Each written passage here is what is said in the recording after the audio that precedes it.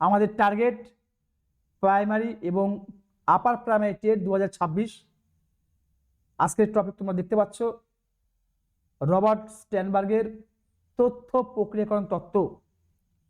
তো এই টপিক থেকে প্রত্যেক বছরই এখান থেকে কোশ্চেন আসে, এবং এখানে কোশ্চেন যখন আসে স্টুডেন্টরা এখানে অনেকটা কনফিউজে ভোগে, সমস্যায় পড়ে যায় কোনটা সঠিক হবে। তো আজকের এই ভিডিওটা তাদের জন্য যারা এই স্ট্যানবার্গের তথ্য প্রক্রিয়াকরণ যে তত্ত্ব, সেই তত্ত্ব সম্পর্কে মতভেদ আছে, বুঝতে অসুবিধা হচ্ছে, এবং খুব কঠিন একটা টপিক নিয়ে আজকে আলোচনা করছি। তো প্রত্যেকে বলবো ভিডিওটা প্রথম থেকে শেষ পর্যন্ত যদি তোমরা দেখো তবেই কিন্তু বিষয়টা কনসেপ্ট ক্লিয়ার হবে। তো চলো আর সময় নষ্ট করবো না, শুরু করব রবার্ট স্ট্যানবার্গের তথ্য প্রক্রিয়াকরণ তত্ত্ব। তাহলে এখানে আমরা বুঝতে পারছি যে রবার্ট স্ট্যানবার্গের যে তথ্য প্রক্রিয়াকরণ তত্ত্বের কিছু ধাপ আছে এবং সেই ধাপ পরপর এগোতে হয়। তো এখন রবার্ট স্ট্যানবার্গ তিনি কেমন প্রকৃতির মানুষ ছিলেন সেটা আমরা একটু জানবো। তার আগে আমরা একটু দেখে নেব রবার্ট স্ট্যানবার্গের বিষয়টা। এখানে কি বলছে, উনি হচ্ছে মার্কিন মনোবিদ রবার্ট স্ট্যানবার্গ। কি বলছে যে বুদ্ধিকে কেবলমাত্র তিনি কতগুলো মানসিক প্রক্রিয়ার সঙ্গে তিনি যুক্ত করেছেন। বুদ্ধি কেবলমাত্র আইকিউ নয়, বরং মানুষ কিভাবে কোনো তথ্য সেটাকে গ্রহণ করবে, সেটা বিশ্লেষণ করবে এবং কিভাবে সেটা প্রয়োগ করবে, সেই মানসিক প্রক্রিয়াকেই বুদ্ধির মূল শক্তি বলে তিনি বর্ণনা করেছেন। এবার এই তত্ত্বের আমরা মূল ধারণা আমরা জানবো। এই তত্ত্বের মূল ধারণাকে তিনটে ভাগে ভাগ করেছেন। কটি ভাগে? এখানে দেখো দিয়ে দিয়েছে, তিনটে ভাগে ভাগ করা হয়েছে। কি না, স্ট্যানবার্গের যে বুদ্ধির মানসিক উপাদান, সেই মানসিক উপাদানকে কটি ভাগে ভাগ করেছে? তিনটি ভাগে ভাগ করেছে। তো চলো সেই তিনটি ভাগ সম্পর্কে আমরা একটু জেনে নেব।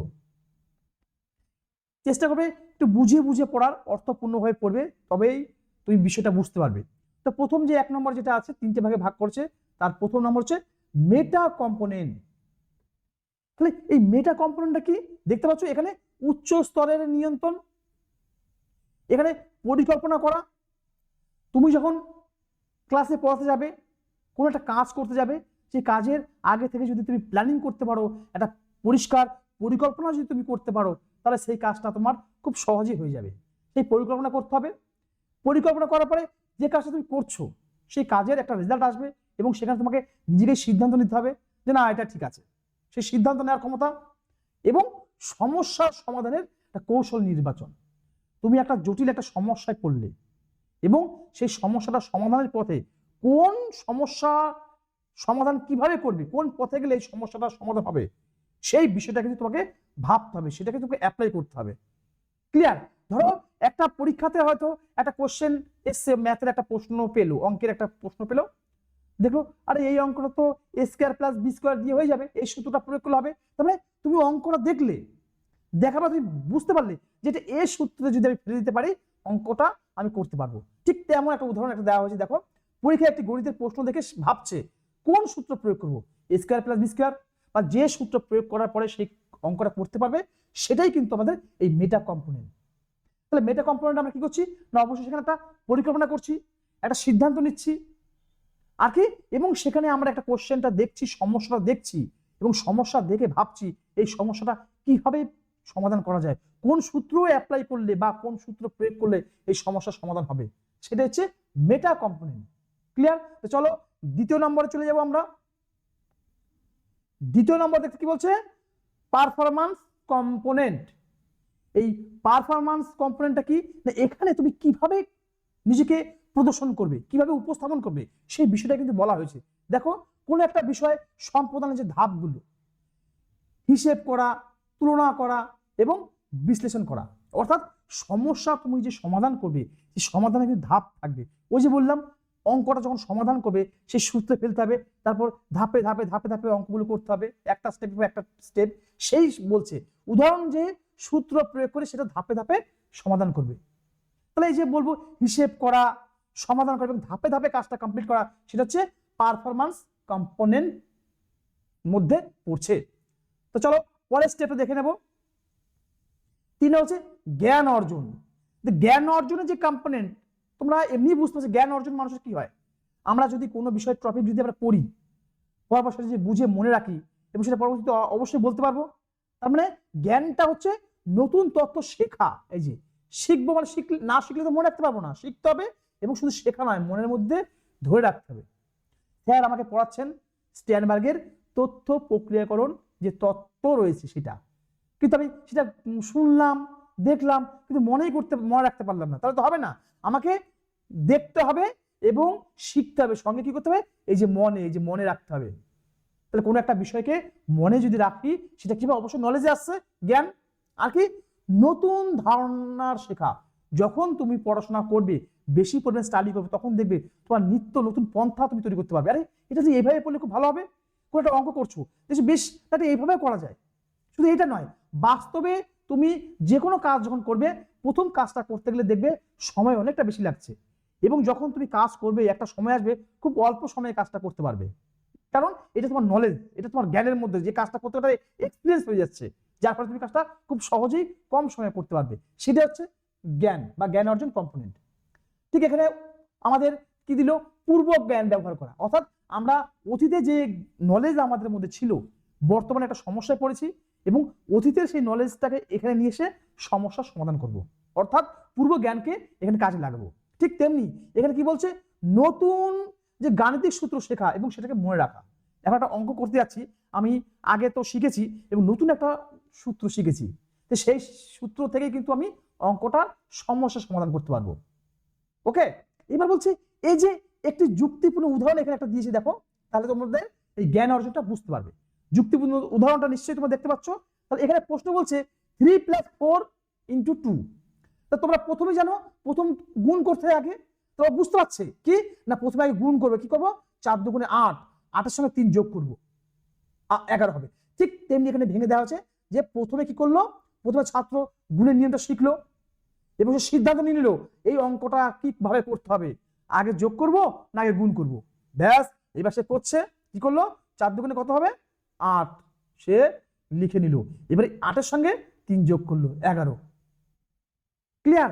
এই প্রক্রিয়াই হচ্ছে তথ্য সংরক্ষণ, অর্থাৎ তথ্য সংরক্ষণ তত্ত্বের প্রক্রিয়া। এই যে পরপর স্টেপ যাবে, একটার পর একটা, এইভাবে এইভাবে, কারণ একটা স্টেপ বাদ দিয়ে অন্য স্টেপ তুমি যেতে পারবে না, এগুলো পরপর ধাপ থাকে, সেজন্য এই তথ্য প্রক্রিয়া প্রসেস, একটা প্রসেসে আসবে। ক্লিয়ার? তো চলো দেখে নেবো এর কি গুরুত্ব রয়েছে, একটু আমরা জানবো। তাহলে এই যে রবার্ট স্ট্যানবার্গের তথ্য প্রক্রিয়াকরণ যে তত্ত্ব রয়েছে তার কি গুরুত্ব রয়েছে সেটা আমরা একটু আলোচনা করব। বলছে এখানে 1 নম্বর, ছাত্ররা কিভাবে শেখে এবং তা বুঝতে সাহায্য করে। অবশ্যই তুমি যখন ক্লাসে পড়াবে তখন তুমি নিজেই বুঝতে পারবে আমি যে স্টুডেন্টদের পড়াচ্ছি সেই পড়ানোটা আদৌ কি ওরা বুঝতে পারছে। তোমার নিজের বিবেকে কোশ্চেন করবে, তাহলে তুমি বুঝতে পারবে। অবশ্যই সেই পড়ানোর একটা কৌশল আর টেকনিক প্রয়োজন। তারা কিভাবে পড়বে বা কিভাবে পড়ালে তারা বুঝতে পারবে।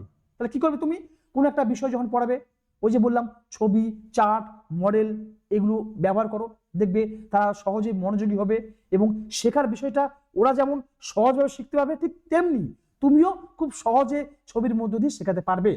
তো এটা হচ্ছে একটা গুরুত্ব।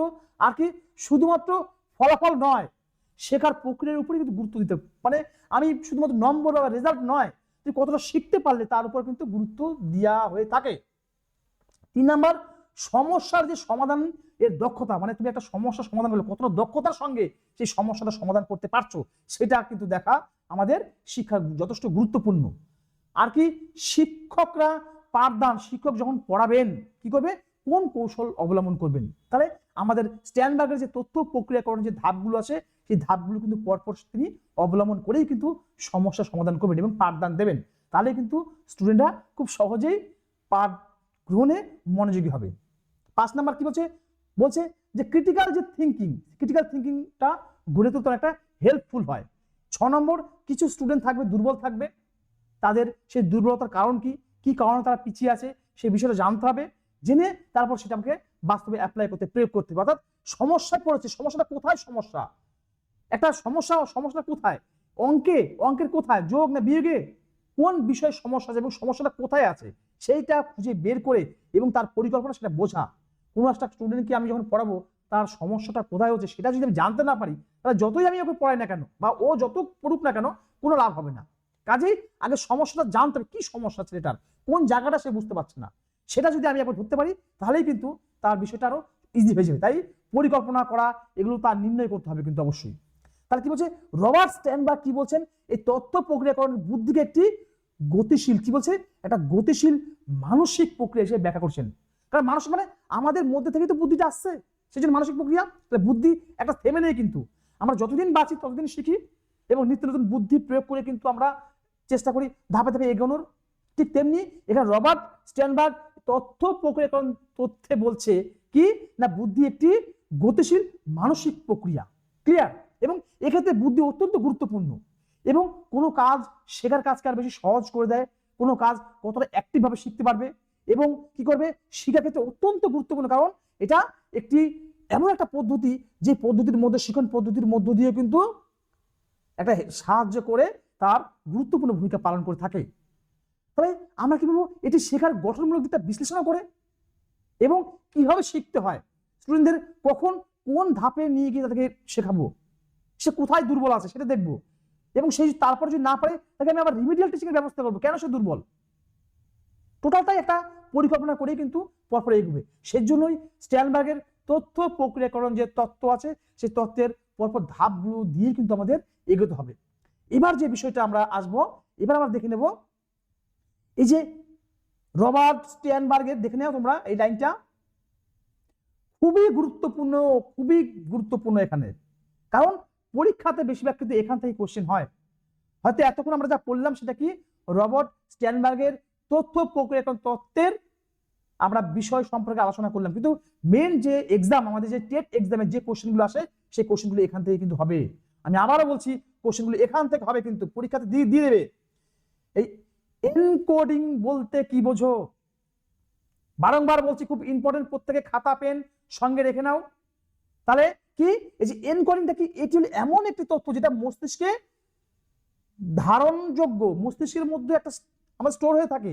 আর কি বলছে একটা গাণিতিক সূত্র তুমি শুনেছো সেটি মনে রাখার জন্য এবং সেটা কি করছে অর্থ বুঝে তোমাকে মনে রাখতে হবে, আর কি চিত্রের মধ্যে দিয়ে সেটা স্মরণ করার চেষ্টা করো। অর্থাৎ এনকোডিং যেটা বলছে কোনো একটা বিষয় যখন তুমি পড়বে সেই বিষয়টা তার মূল অর্থ কি সেই অর্থ বুঝে বুঝে বুঝে বুঝে সেটা মনের মধ্যে মেমোরিতে রাখো এবং তোমার প্রয়োজনে সেটা আবার বারংবার বলার চেষ্টা করো। সেটা হচ্ছে এনকোডিং। অর্থাৎ যেটা মনের মধ্যে রাখলে, যে ধরে রাখলে এবং সেটা আপনি কি করবেন তার অর্থ বুঝে একটা চিত্রের সঙ্গে যুক্ত করবে, কোনো একটা ছবির সঙ্গে যুক্ত করে দিলে।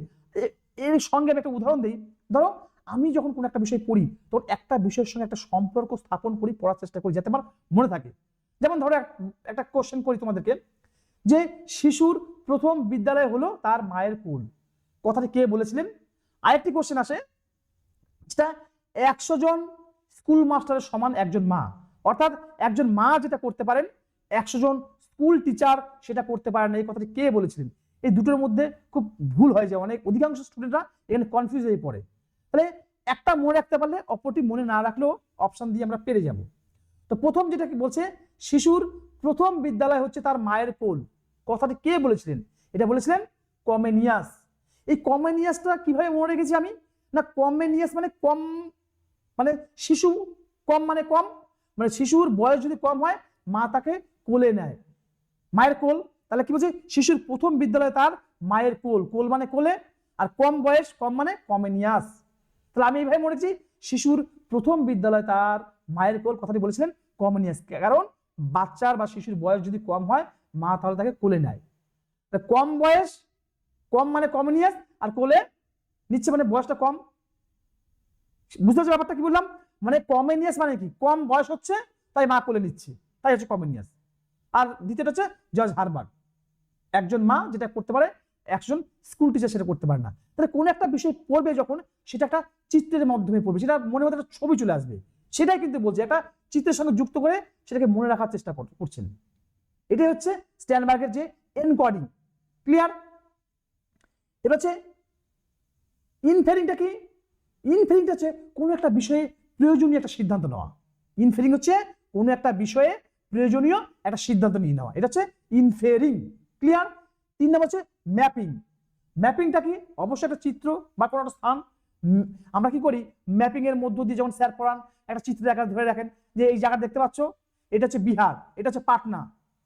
সেটা একটা স্থান নির্ণয় করছে ম্যাপের মধ্য দিয়ে। ঠিক তেমনি এখানে ম্যাপিং বলতে আমরা কি করছি, যে কোন শহরে কোন জায়গায় অবস্থান করছে, এটা কত দূরত্বে আছে, সেই বিষয়গুলো কিন্তু বোঝা। তাকে এই ধরনের সম্পর্ক, যে তথ্যগুলো কোনো স্থান বোঝাচ্ছে, কোনো জায়গা বোঝাচ্ছে, এবং সেটা ম্যাপের মধ্য দিয়ে সেটা বোঝানো হচ্ছে, সেটাকে আমরা কি বলবো, ম্যাপিং। তাহলে এখানে আমার মনে হয় ম্যাপিং কথাটা যখন বলবে তখন ভাববে কোনো একটা জায়গা বা চিত্রের নাম করা হচ্ছে। আমি হয়তো এখন পড়াচ্ছি, বলছি তোমরা দেখতে পাচ্ছ ছবিটি, এই যে ছবিটি মানে একটা ছবি দেখতে, ছবিটা ছবির আকারে একটা ম্যাপিং হচ্ছে, মনের মধ্যে ছবি চলে আসছে, কোন জায়গার নাম বলছে, সেটাও ম্যাপিং হবে। ক্লিয়ার? তাহলে ম্যাপিং যদি বলে তাহলে অবশ্যই স্ট্যানবার্গের যে তথ্য প্রক্রিয়াকরণ যে তত্ত্ব আছে সেই তত্ত্বের মধ্যে কিন্তু ম্যাপিংটা বলা হয়েছে। আর ইনফারিংটা প্রয়োজনীয় সিদ্ধান্ত, এবং এনকোডিংটা যেটা মনের মধ্যে রাখছে চিত্রের আকারে, ছবির আকারে। ক্লিয়ার? তিনটে হয়ে গেল, আর তিনটে আছে, এই তো 4 নাম্বার। জানা হচ্ছে অ্যাপ্লিকেশন। অ্যাপ্লিকেশন মানে হচ্ছে প্রয়োগ। এবার যে তত্ত্ব আমরা শিখেছি, স্ট্যানবার্গের যে তথ্য প্রক্রিয়াকরণ যে তত্ত্ব আছে, সেখানে আমরা একটা সূত্র শিখেছি। এই সূত্র শেখার পরে আমাকে এটাকে বাস্তবে অ্যাপ্লাই করতে হবে, প্রয়োগ করতে হবে। এই প্রয়োগ করার পরে একটা সমস্যার সমাধান আসবে, একটা কৌশল অবলম্বন করব। সেখানেই বলছে যে এটি হলো শেখার জিনিস, যেটা বাস্তব জীবনে এটা প্রয়োগ করবে, তোমার বাস্তব জীবনে অ্যাপ্লাই করবে। এবং উদাহরণ কি, আপনি একটা বিজ্ঞানের সূত্র শিখেছেন এবং সেই সূত্রটি ব্যবহার করে আপনি কিছু সমস্যা সমাধান করতে চাইছেন, বা এর একটি কৌশল সমস্যা সমাধান করছে। মানে কোনো একটা সূত্র, একটা বিজ্ঞানের কোনো একটা বিষয় পড়ছো এবং একটা সূত্র তুমি নিজে নিজে আবিষ্কার করলে, সেই সূত্রটা অ্যাপ্লাই করার চেষ্টা করছো, এটা হচ্ছে প্রয়োগ। ক্লিয়ার? 5 নাম্বার, এটা তোমাদেরকে আমার মনে হয় বলতে হবে, জাস্টিফিকেশন মানে কি, কোনো একটা বিচার করা, মানে যে কাজটি করলে সেই কাজে একটা বিচার করা। মানে এখানে আমি যেটা সহজ একটা উদাহরণ দিচ্ছি, ধরো তুমি ভীষণ পড়াশোনা করলে, তুমি বুঝতে পারলে মাঝপথে যে পড়াশোনা ছাড়া এই জগৎ কিচ্ছু নাই, আমাকে আমার জীবনে পৌঁছাতে গেলে আমাকে প্রচুর পরিমাণে পড়তে হবে, দিন রাত এক করে দিতে আমাকে পড়তে হবে, এটা তুমি বুঝতে পারলে, এবং তখন থেকে তুমি এত জোর দিয়েছো পড়াশোনার, ভরে উঠছো সারাদিন শুধু পড়াশোনা, সকল সময় পড়াশোনা, ধ্যান, পড়াশোনা, জ্ঞান, অন্য কোনো চিন্তা ভাবনা তোমার মধ্যে নেই, শুধু পড়াশোনা করে যাচ্ছ, এবং একটা সময় আসছে তোমার রেজাল্টটা খুব ভালো হলো। এবার দেখবে যখন রেজাল্ট ভালো হবে সবাই তোমাকে চিনবে, জানবে, বাড়ির যারা আছেন প্রত্যেকে খুশি, এবং রীতিমতো ভালো রেজাল্ট করলে সাংবাদিকরা আসবেন, তোমাকে হয়তো জিজ্ঞেস করবেন তুমি যে এতটা ভালো রেজাল্ট করলে সেটা কিভাবে করলে। তখন তুমি যুক্তি দেখাবে, কি বলবে, অবশ্যই আমি বুঝতে পেরেছিলাম ভবিষ্যতে যে আমার জীবনে সব থেকে বেশি জরুরি পড়াশোনা করাটা, আমি জানি সেই সময় বুঝতে পেরেছিলাম যে আমি যদি এখন থেকে কষ্ট করি, স্টাডি করি, তাহলে আমার জীবন আরো ভালো দিকে এগোবে, আমি জীবনে একটা ভালো কাজ করতে পারবো, পড়াশোনা ছাড়া কিছু না, এটাই বুঝতে পেরেছিলাম বলেই আজকে আমি ভালো রেজাল্ট করতে পেরেছি। এই হচ্ছে জাস্টিফিকেশন। এটা দেওয়া আছে, দেখে নেবে যে পরীক্ষায় পাশ করার পর অতিরিক্ত অধ্যয়ন করেছে, এবং কারণ আপনি জানেন বা ওই স্টুডেন্ট বুঝতে পেরেছিল, কি বুঝতে পেরেছিল, যে ভবিষ্যতের জন্য পড়াশোনাটা কতটা জরুরি। এটা হচ্ছে জাস্টিফিকেশন। শেষে হচ্ছে রেসপন্স। এই যে তথ্য প্রক্রিয়াকরণ যে ধাপগুলো আছে, এগুলো আমার মনে হয় এই যে এনকোডিং, অ্যাপ্লিকেশন, রেসপন্স, যা বলছি খুব সোজা একটা বিষয়, কিন্তু জাস্ট মনে রাখা, একবার পড়লে হবে না, বারংবার পড়তে হবে। এবার রেসপন্স মানে কি, উদ্দীপক এবং প্রতিক্রিয়ার সঙ্গে সংযোগ ভালো হতে হবে। আমরা পড়েছিলাম থর্নডাইকের যে বিড়ালের পরীক্ষাটা, লিভারে চাপ দিচ্ছে, খাবার খেতে যাচ্ছে। স্কিনারের পরীক্ষা পড়েছিলাম আমরা, প্যাভলভ পড়েছিলাম, কুকুরের যে লালাক্ষরণ ঘন্টার ধ্বনি বাজানোর পর সঙ্গে সঙ্গে খাবার দেওয়া হতো, মানে উদ্দীপক প্রয়োগ করে প্রতিক্রিয়া সৃষ্টি। তাহলে উদ্দীপক প্রয়োগ করার পরে যদি প্রতিক্রিয়া না ভালো পাওয়া যায় তাহলে কাজটা কিন্তু হবে না। হয়তো ওই বিড়ালটি বারবার লিভারে চাপ দিচ্ছে কিন্তু কোনো মতেই সেই খাঁচার দরজাটা খুলছে না, তাহলে খাবারও পাচ্ছে না, সেই কাজটা কিন্তু বারংবার সে করবে না। কাজেই উদ্দীপক এবং প্রতিক্রিয়ার মধ্যে সংযোগটা ভালো হতে হবে। ধরো ক্লাসে কোনো স্টুডেন্ট, তুমি পড়া ধরছো, সেই স্টুডেন্ট হয়তো পারলো না, ভুল অ্যান্সার দিল, তুমি এমন ভাবে ধমক দিয়ে বসে দিলে পরবর্তীতে সে পারলেও বলবে না, কারণ তোর ফিডব্যাকটা তোমার ভালো হয়নি। কোন একটা কোশ্চেনের উত্তর দিলে তাকে অবশ্যই বলতে হয়, বাহ খুব ভালো বলেছে, বসো বসো বসো, খুব ভালো হয়েছে, সুন্দর হয়েছে, তাহলে ফিডব্যাকটা ভালো হয়েছে, তাহলে উদ্দীপকটা ভালো প্রয়োগ করছো, তার প্রতিক্রিয়া তুমি ভালো পেয়েছো। তাহলে উদ্দীপক প্রতিক্রিয়া আরো সহজ একটু বলে দিই। ধরো আমি এখন বলছি তেঁতুল খেতে খুব টকটক, বাবা আমাকে একটু ফুসকা দিন তো, টকটক ঝাল ঝাল তেঁতুল দিয়ে, জিভে জল চলে আসে না? তো উদ্দীপকটা কি, ওই টক তেঁতুলের কথা বলছি, আর প্রতিক্রিয়া আমার জিভ থেকে জল আসছে। ধরো আমি তোমার চোখে এখন টর্চ দিচ্ছি, তাহলে চোখটা বন্ধ হয়ে যাবে, মানে উদ্দীপক টর্চের আলো দিচ্ছি আর প্রতিক্রিয়া বন্ধ করছো, এটা হচ্ছে বোঝার মেন ফাংশন। তো এখানে কি বলছে, এখানে উদ্দীপক এবং প্রতিক্রিয়াটা তোমাকে তেমন ভাবে কিন্তু ব্যবহার করতে হবে। তাহলে কি বলছে, এই যে ধাপগুলো, যে শেখার যে প্রক্রিয়াকে আরো বেশি যুক্তি সম্পন্ন, আরো বেশি কার্যকর করে তোলে। এবং কারণ আমাদের শেখার ধাপ বা বোঝার স্তর বাস্তবে প্রয়োগ করে এটাকে আরো সুসংগঠিত করতে পারি। তাহলে স্ট্যানবার্গের তথ্য প্রক্রিয়াকরণ যে তত্ত্ব আছে, সেই তত্ত্বের মধ্যে আমাদের যে ধাপগুলো আছে সেই ধাপগুলো আমাদের কি এখানে দেখতে পাচ্ছ, অ্যাপ্লিকেশন, রেসপন্স, তারপরে আছে এনকোডিং, ইনফারিং, ম্যাপিং। এগুলো কিন্তু অবশ্যই তোমরা একটু দেখবে। এই 6টা ধাপ আছে, 6টা ধাপ একটু দেখলে আমার মনে হয় এখান থেকে প্রত্যেক বছরই কোশ্চেন আসে। তো প্রত্যেককে বলছি খুব ভালোভাবে মন দিয়ে পড়ো, যেহেতু সামনে এক্সাম, অনেক সময় নষ্ট করেছো, আর সময় নষ্ট করবে না, এখন থেকে খুঁটে খুঁটে পড়ো। টেট এক্সাম খুব সংক্ষিপ্ত একটা সিলেবাস, এবং চাইল্ড স্টাডি এবং শিশু মনস্তত্ত্ব থেকেই কিন্তু 90 নম্বর আসে। সেই জন্য বলবো বেশি ফোকাসটা এখানে দেবে। এবং আমি দায়িত্ব নিচ্ছি তোমাদের একটু কষ্ট করো, ভিডিওগুলো দেখো, অবশ্যই তোমরা ভালো রেজাল্ট আসবে। তো খুব ভালো থাকো, থ্যাংক ইউ, দেখা হবে নেক্সট ভিডিওতে।